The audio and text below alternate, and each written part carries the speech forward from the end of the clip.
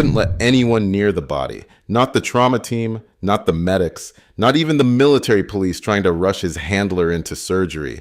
The canine wasn't barking. He wasn't growling. He was just blocking every hand, every needle, every stranger, like they were the enemy. They called him unstable, said he was trained too hard, said he was too far gone to function without his seal, until a rookie nurse stepped forward, unranked, unarmed, barely noticed, and whispered 6 words no one else in that trauma bay understood. The dog turned, paused, and then, for the first time in hours, he stepped aside, because what no one realized was that she'd been part of the program that trained him, and the man bleeding out behind him wasn't just a patient. He was a classified asset.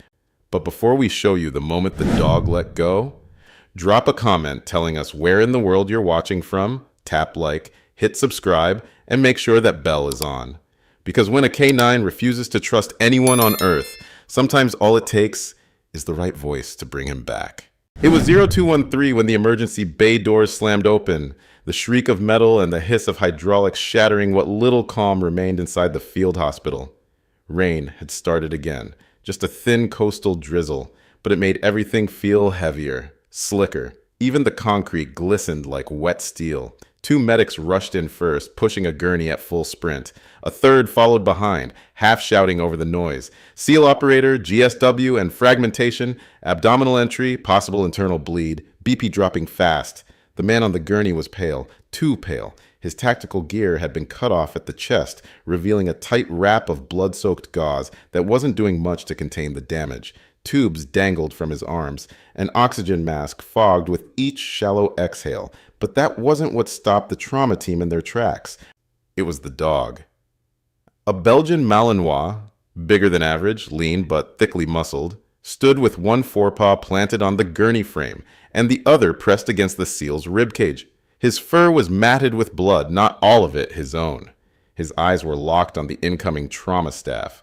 No barking, no whining, just watching, silent, waiting. Handler KIA, one medic said. Dog stayed with him through extraction.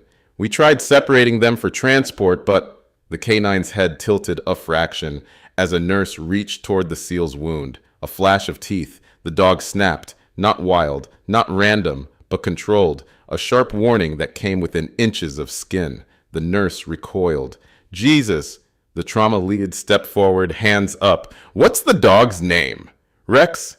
One of the medics panted. Call sign only. No response to any civilian command. Another tech tried a softer approach, kneeling low.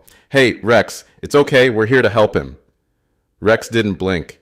His body stiffened slightly, eyes locked on the man's hands. A corpsman edged around the gurney, prepping gear. We need to get in there now, or he's gonna crash. Rex moved again, quick, silent, placing himself squarely between the SEAL's chest and the nearest medic, shoulders squared, head low. I can't get a line in with him on the table, the nurse said. We sedate the dog, the senior corpsman said. Get me the vet team now. You'll have to dart him, another muttered. You'll never get a muzzle on that. The SEAL stirred then, barely. His lips moved. No sound came out. One hand twitched toward the dog's leg. Rex didn't move, didn't flinch. He leaned closer, resting more weight against the SEAL's side like he could hold him together through pressure alone. He's not letting go, one of the techs said. He's protecting the body, another whispered. The corpsman shook his head. He's not protecting the operator. He's preventing care. That makes him a threat. But one of the medics, still catching his breath, said it differently. No, that's not it. The room turned toward him. He's not just guarding, the medic said slowly, eyes fixed on the canine's stillness. He's refusing to let us take him. And Rex, silent as stone, lowered his head slightly, ears pinned, eyes tracking every move the trauma team made. Not out of rage, not fear, just certainty. Like he'd already decided that no one here was worthy of touching the man he hadn't stopped watching since the second the gunfire started. They tried everything. One of the trauma nurses crouched low, holding out a protein chew wrapped in gauze. Come on, Rex, she murmured. It's okay, we're trying to help him. Nothing. The canine didn't flinch, didn't sniff, didn't even glance at her hand. Another tried the leash, slowly, gently slipping it forward with a standard approach and lead command. Rex didn't react. His eyes stayed fixed on the nearest medic holding a clamp kit, tracking every twitch of their gloved fingers, like he knew exactly which hand could harm and which could heal. "Try a muzzle," someone whispered. A tech stepped forward, arms raised to show submission, muzzle dangling from one hand. "I'm not gonna hurt you, boy. Just need to." A blur of motion, not a bite, not even a full lunge, just a lightning-fast check. A swipe of muscle and precision that sent the muzzle skittering across the floor. The tech stumbled back. "That wasn't panic," he muttered. "He meant that. He's ignoring all human behavior cues." The trauma lead said. "No eye contact, no voice de-escalation. He's watching our hands," the corpsman muttered. "Not our faces." Another nurse added quietly, "He doesn't trust us." At the head of the room, the argument escalated. A junior lieutenant in scrubs slammed a fist against a tray table. "This is ridiculous. We have a dying SEAL on the table, and we're letting a dog stand in the way?" "He's not just standing," someone else said. "He's posturing. That's trained." "I don't care if he came from NASA's dog program," the lieutenant snapped. "We sedate, we treat. End of story." A vet tech stepped in then, older, lean, eyes shadowed from years of field work. He carried a long gray case under one arm. "I've got a sedative cocktail ready," he announced. "Triple mix. Should be strong enough for a canine this size." Rex turned his head for the first time in minutes, not to growl, not to warn, to shift. He pressed closer to the SEAL's side, the full length of his body braced against the injured man's chest. The motion was methodical, like armor plating sliding into position. No sound, no drama, just presence. It was then someone noticed, just for a second, the faint movement of the SEAL's lips, a low murmur, garbled, slurred, a single word lost to oxygen tubing and blood pressure collapse. His hand twitched again, fingers brushing the canine's shoulder, and the dog responded, not with a tail wag, not with a bark. He placed a single paw on the SEAL's collarbone. Deliberate, centered, steady. One of the medics stopped moving entirely. "Did you see that?" "He's not just guarding," another whispered. "He's checking him." The vet tech raised the dart gun. "We don't have time for sentiment." As he chambered the load and raised the muzzle to eye level, Rex looked straight at him, calm, precise. And then the canine did something no one in the room could explain. He shook his head.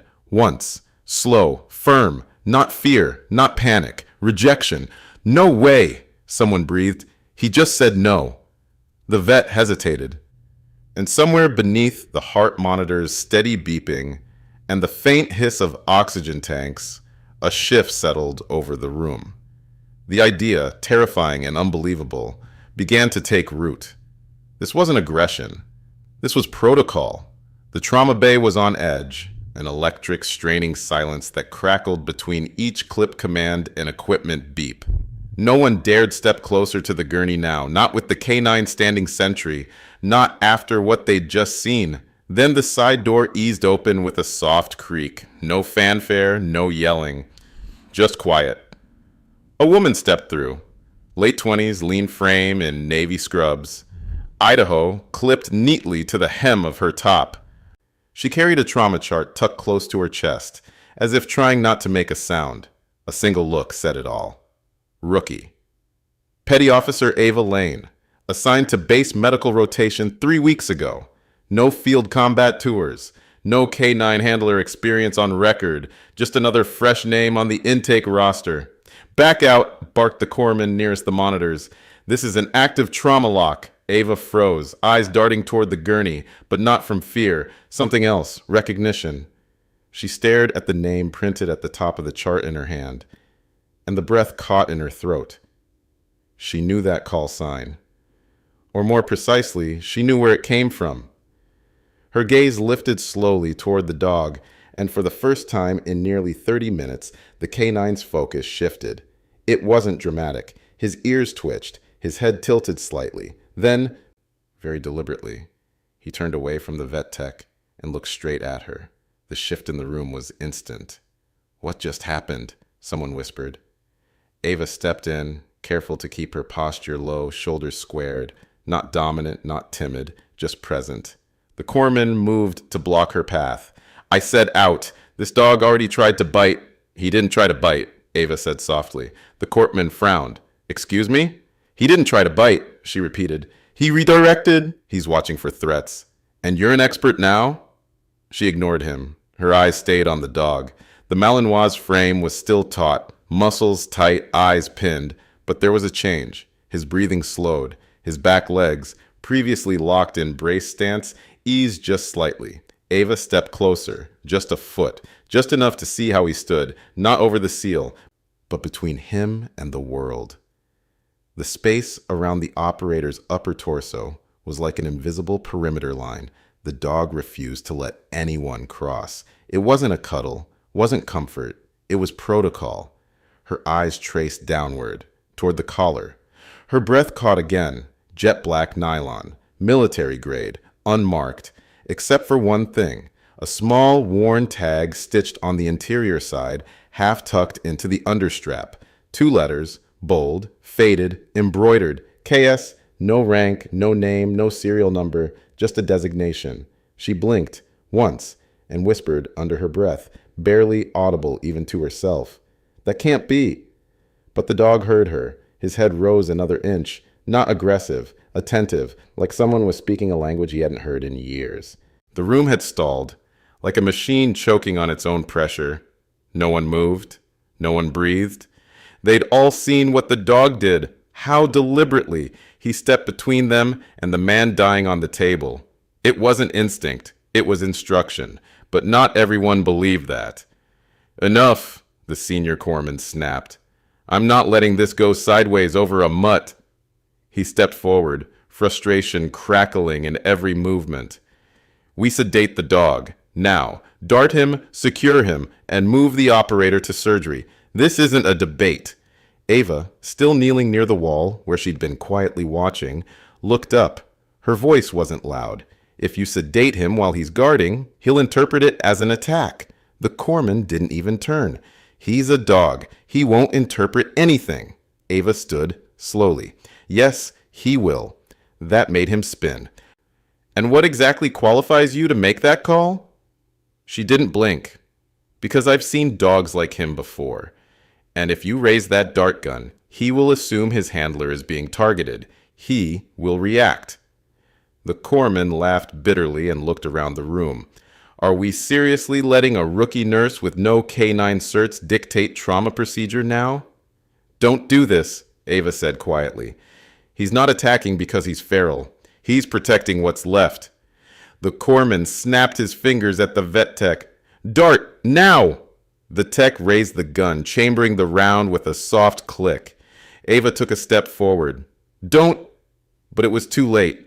The K9 moved. Fast, lethal, exact. Not a lunge, not a bite, just a precise sweep of motion. One paw striking upward, intercepting the vet tech's forearm just before the trigger pulled. The dart veered off and fired harmlessly into the ceiling. Metal clattered. The tech dropped the gun and stumbled back into a crash cart, sending an avalanche of clamps and tubing across the floor. Gasps broke out across the trauma bay, and then came the sound no one wanted to hear, a gun being drawn. One of the MPs stationed near the back had gone for his sidearm, a standard-issue SIG, half raised in trembling hands. The K9 saw it, froze, his body locked like a spring, and then he shifted, up and over the seal, standing fully on the gurney now, one paw near the wounded man's clavicle, the other braced against the rails. His teeth weren't bared. He wasn't snarling. He was waiting. A hair-trigger tension radiated from every inch of him, eyes flicking between the pistol, the dart tech, and Ava didn't hesitate. No, she shouted. Every head turned, because her voice wasn't scared. It wasn't uncertain. It was sharp. Anchored, like a command from someone who'd given them before. Holster your weapon, she said to the MP. Right now. The MP hesitated. The K9 didn't. He dipped lower, a stance of final warning. If you pull that trigger, Ava said, stepping between them, you will kill your own operator. The room held its breath. She didn't stop. And the dog won't stop until you're dead. Silence. The MP lowered the gun. The corpsman, stunned, looked between the scattered instruments and the unflinching dog, and Ava kept her gaze on Rex. She didn't speak, didn't command, just met his stare with one of her own. And the dog didn't break it, not once. Ava didn't move. The K9 was still braced over the seal's chest, eyes locked on every shadow in the trauma bay. His ears were low. His tail barely moved. His front paw remained planted near the man's sternum like a sentry flag. But there was no foam at the mouth, no frantic lunging. He wasn't in a frenzy. He was waiting. "Get that dog off the table!" Someone snapped from the back of the room. Ava's voice cut through the noise. Low, even. "No one else moves." Heads turned. The corpsman scoffed. "You giving orders now?" She didn't answer him. She stepped forward. Slow. Controlled. One pace at a time. Her hands stayed visible. Palms open. No clipboard. No needle. Just her and the dog, sharing a line of sight that hadn't broken since he first turned to face her. "I need a half-meter of clearance," she said. "Nobody approach. Nobody speak. Just hold." The trauma team hesitated, but something in her voice made them freeze. Not fear. Something deeper. Recognition, the kind that only comes from knowing exactly what happens when someone ignores the rules that were never meant to be public. Ava crouched, one knee to the tile, boots planted, posture loose but deliberate. She wasn't trying to command. She was trying to communicate. The canine's body remained rigid, eyes fixed on her. His chest rose and fell like a soldier in a bunker with no radio signal, no friendlies inbound. Then she said it. 6 syllables. Not English, not Latin, not a civilian language. It was clipped, guttural. The kind of phrase spoken into wind and gunfire over comms no one was supposed to intercept. The kind that doesn't translate, only triggers. The dog froze. Every muscle in his body locked for a split second, like a wire snapped taut. Then he blinked. Once. He didn't move his paws, didn't growl. But the snarl faded from his mouth. He lowered his head a fraction. His breathing changed. From threat to calculation. Ava didn't stop. She waited 5 seconds, then followed it with a second phrase. Softer this time. A mirror phrase. The kind that said, "I know what happened. I know why you're alone." The K9's whole body shifted. He stepped down from the gurney rails, not retreating, just repositioning, still between the seal and the crowd. But now his posture eased just slightly. Then he turned toward her, one paw forward, then the next, slow, controlled, head low. He approached Ava with the weight of something ancient, something built over years of training, forged under pressure, and broken only by death. He didn't sniff her like a curious pet. He scanned her, one circle, one slow arc, and then he stepped aside, just enough to give her access to the seal's chest. Not the rest of the team, just her. He sat beside the gurney, legs tight, gaze unwavering, still guarding, still alert, but allowing. A medic exhaled. Another whispered, "What just happened?" Ava didn't respond. She placed her hand gently on the seal's collarbone and felt the warmth still there, the flutter of shallow breath beneath her fingers. The dog didn't move, didn't resist. She looked up, voice barely audible. "You're not alone anymore." And for the first time since he was dragged off the battlefield, the dog didn't react like he was bracing for war. He reacted like he remembered someone. The trauma team moved cautiously now, like stepping through the edge of a minefield. No one spoke louder than necessary. No one made any sudden moves. Even the heart monitor seemed to beep more quietly, as if the whole room was holding its breath. Ava stood at the head of the table, one hand resting gently on the seal's collarbone, the other hovering just inches from the dog's shoulder. Rex didn't look at her, but he hadn't moved away either. He remained seated at the gurney's flank, one paw still partially braced on the operator's side, like a final override switch that only he could lift. The senior trauma nurse finally broke the silence. "Vitals are fading. We've got to get lines in now or we lose him." Ava gave a single nod. Start with the IV. Slow. Left arm. The medic hesitated. You sure he'll let me near? Ava didn't answer with words. She turned her head slightly toward the dog and spoke a short phrase. Just 3 clipped syllables. Not a command. A clearance. Rex blinked once and stayed seated. The medic moved in. No reaction from the dog. The line went in clean. Pressure pack next, another nurse said, reaching for the trauma seal. Ava, we need space around the lower chest cavity. Ava stepped back half a pace. Not toward the wall, but toward Rex. She whispered again, this time a more familiar phrase. The K9 shifted, not away, but over. He repositioned his weight, no longer blocking the trauma line, still close enough to intervene, but not in the way.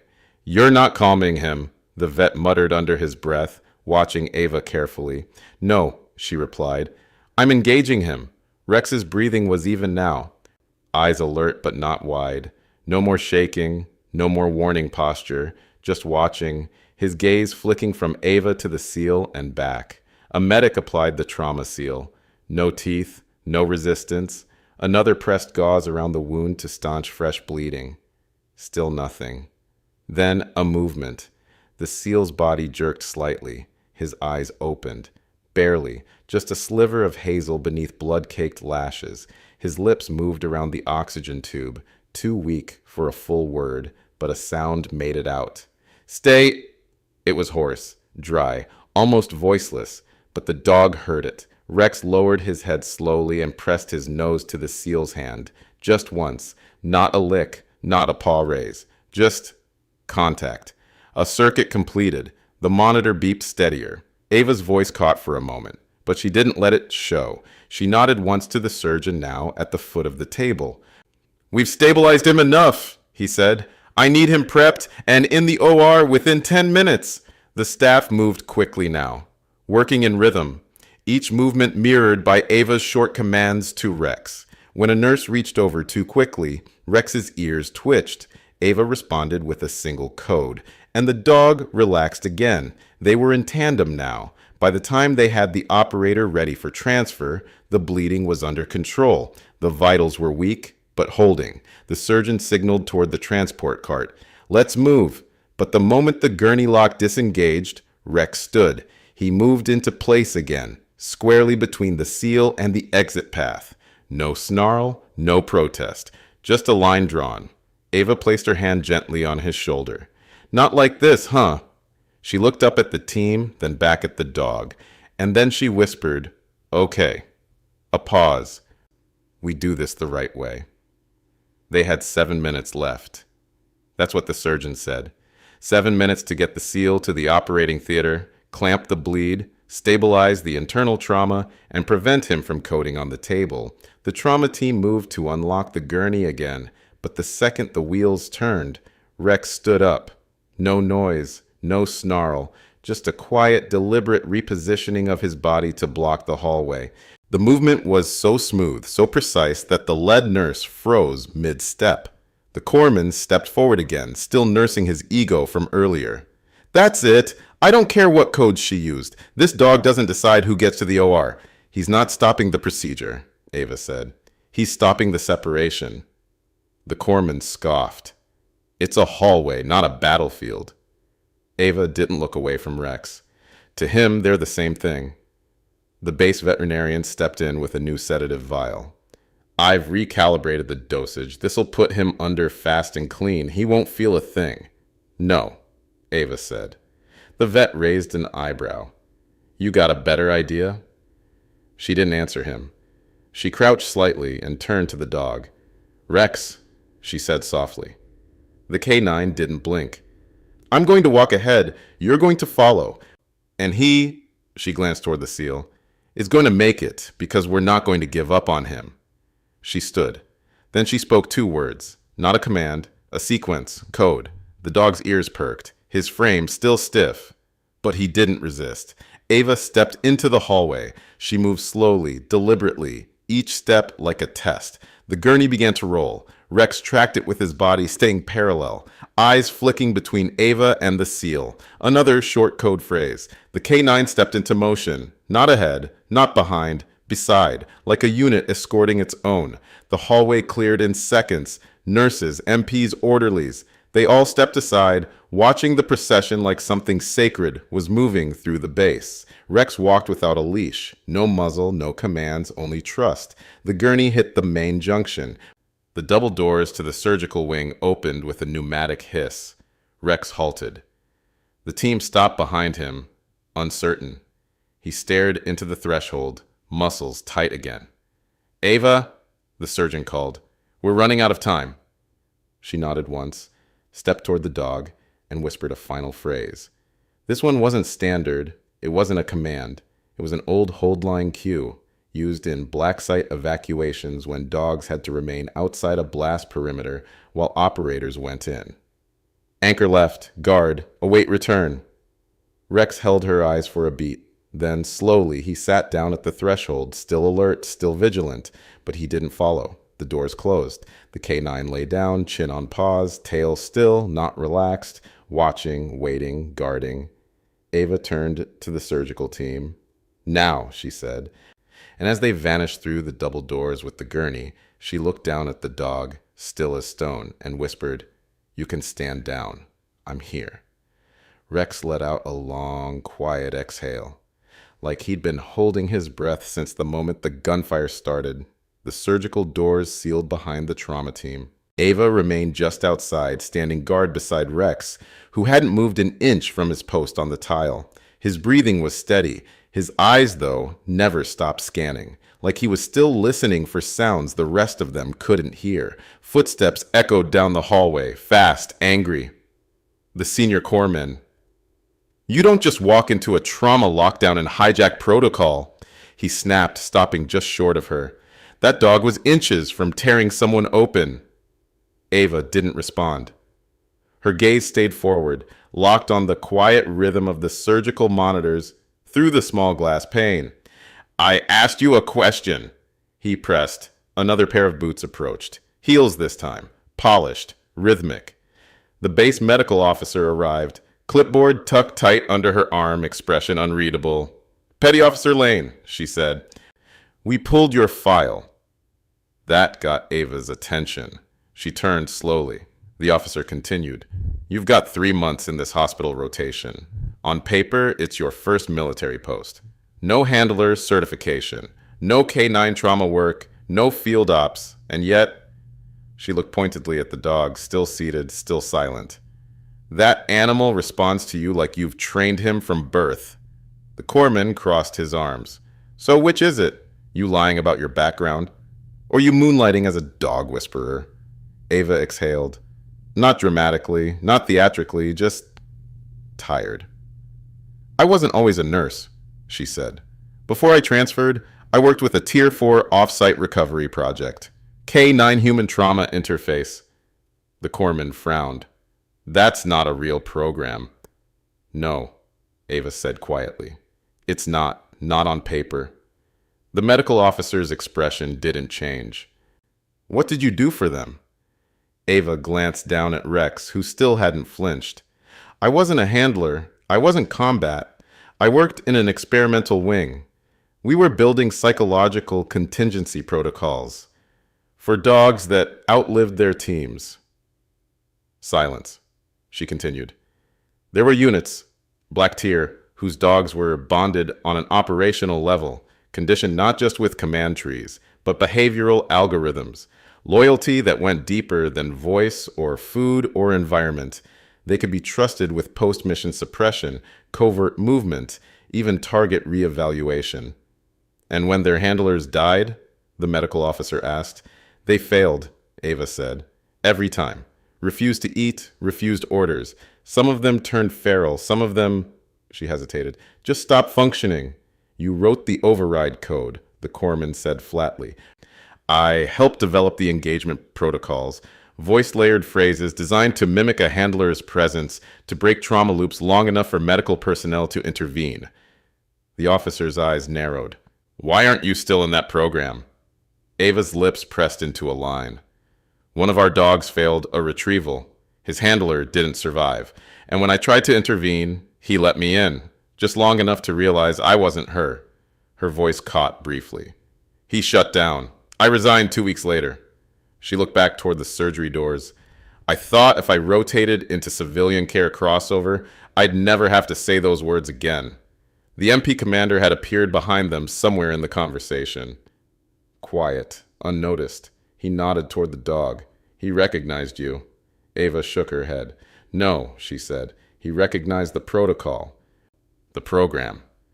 She looked down at Rex, then at the glass doors where the seal was still being worked on inside. And if he's carrying that code, she said softly, then his handler wasn't just another operator. She paused. That man in there isn't just a seal. The corridor outside the OR had emptied, save for Ava, Rex, the MP commander, and a low-ranking aide quietly relaying updates from the surgery wing. No voices were raised anymore. No sedative vials in sight. The tension hadn't vanished. It had just gone quiet, heavy, focused. The aide stepped close to the commander and whispered something in his ear. The commander nodded once, then turned to Ava. You're going to want to hear this. He motioned for her to follow, and she did. Rex at her side, glued to her left flank like he belonged there. He still hadn't looked away from the OR doors. They stepped into a secured side office just down the hall. A red file folder was waiting on the desk, top clipped with 2 bands and a classified tier restricted stamp across the front. The commander didn't open it, just tapped the cover once. Petty Officer Lane, he said. You were right. Ava said nothing. She stood still, arms at her sides, waiting. The seal you pulled off that battlefield, his records are partially sealed under JSOC priority protocols.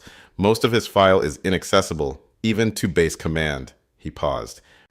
What's visible confirms he was attached to a Tier 9 asset development unit, partnered with advanced K9 handlers for off-record extractions. Ava's jaw tightened. How many missions? Unknown, all redacted. And the dog? The commander's eyes flicked toward Rex through the office window.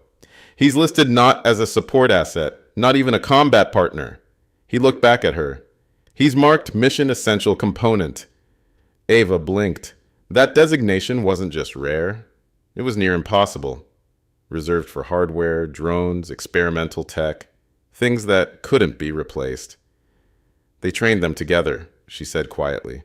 Probably from pre-op onward, interlock command trees, echo loop conditioning. If that seal dies, the commander said, the dog doesn't just lose a handler. He loses anchor, orientation, operational identity. A beat of silence passed. And, Ava asked, the commander hesitated. And we don't know what happens next. This isn't a pet. This isn't a unit mascot. This is a psychological asset, trained, then stripped of independence by design. If the anchor breaks, he becomes unstable, Ava said, finishing for him. The commander didn't disagree. Or worse, he added, voice lowering, he becomes a risk, not immediately, not violently, but slow, untraceable, like mission bleed. Memories that trigger wrong patterns. He could vanish, react, retaliate. Ava folded her arms. And what's the protocol if that happens? There was no answer, just a flicker of discomfort behind the commander's eyes. You want to dart him and retire him, Ava said flatly. That's the standing fallback. He's not hardware. He's not human. Either. Ava stepped closer. He's still sitting outside that OR right now, without a muzzle, without a leash, and not a single one of you understands how or why he hasn't moved. The commander was quiet. Then finally, can you hold him until the operator wakes? The question hung there. Ava didn't answer at first. She looked out the office window. Rex was still there, sitting tall, still, staring at the door. He hadn't moved, not once.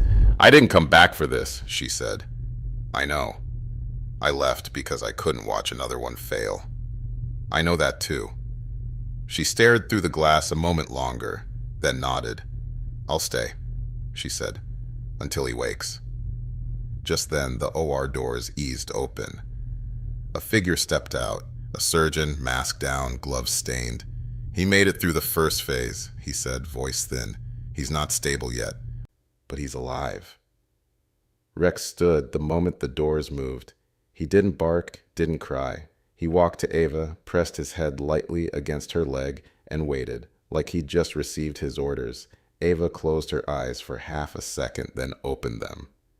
"I'll keep him steady," she said. "You just make sure his partner comes back." The commander gave a single nod. "Then you're back in the program." Ava looked down at the dog. "No," she whispered. "I'm back for him." The early edge of morning crept into the hallway like a secret. Thin light, no sound but the quiet hum of machines and the low shuffle of booted footsteps. The SEAL had made it through the night. He was moved from surgical recovery to a high-security private ward before sunrise, still unconscious, body wrapped in monitored silence. A small window allowed one person in at a time. Ava stood just outside it, her hand resting lightly on Rex's collar, not restraining, not guiding, just contact. She turned to the medical officer at the door. "He needs to go in first." The woman looked down at the dog. "Are you sure?" Ava nodded. "He won't settle until he sees him." The door unlatched with a soft click. Rex didn't hesitate. He stepped inside the room with measured purpose, quiet pads on linoleum, slow movements, head low but not submissive, intentional. The SEAL lay still, his skin pale beneath layers of dressing. His arm was exposed, taped IVs, stabilized leads, a splint across one shoulder. Rex approached, stopping 2 feet from the bed. For a moment, nothing moved. Then the SEAL stirred. His breathing hitched. One eye opened, just barely. He saw the dog. A sound escaped his throat, barely more than breath. "You?" His hand, weighted with lines and sensors, twitched once. Rex moved closer. He lowered his head and pressed it, gently, carefully, into the SEAL's palm. A touch, not for comfort, but for confirmation. The man exhaled hard, lids fluttering. His fingers curled slowly around the dog's ear. "Good boy." It wasn't praise. It was release, like a soldier giving permission to stand down. Rex didn't react like a pet. He exhaled, and then slowly, finally, he lay down. Not watching, not bracing, just resting. Ava stood near the doorway, barely breathing. The SEAL's eyes tracked toward her. Recognition flickered there, weak but alive. "You know it," he whispered, voice cracking. She nodded. "I used to." His jaw flexed, as if trying to speak more. "You know what he is?" he asked. Ava looked at Rex, now asleep beside the bed, head resting just beneath the man's arm like an anchor that had been searching for a harbor since the firefight began. She met the SEAL's gaze and answered, "I know what you both are." He didn't say anything after that, just let his eyes close. Rex didn't stir. The storm was over. And for the first time since the unit went dark, they weren't alone. Do you think K9S can sense when a soldier is fading before anyone else does? Would you have trusted a rookie nurse in that room when even the commanders didn't? And do you believe dogs can be trained to understand human codes the way Rex did? Drop your thoughts in the comments. We read every single one. Tap like, hit subscribe, and make sure that bell icon is on so you never miss a story. Share this video with someone who believes in K9 loyalty. And when the end screen pops up, watch another one next. I'll see you tomorrow, same time with a brand new video.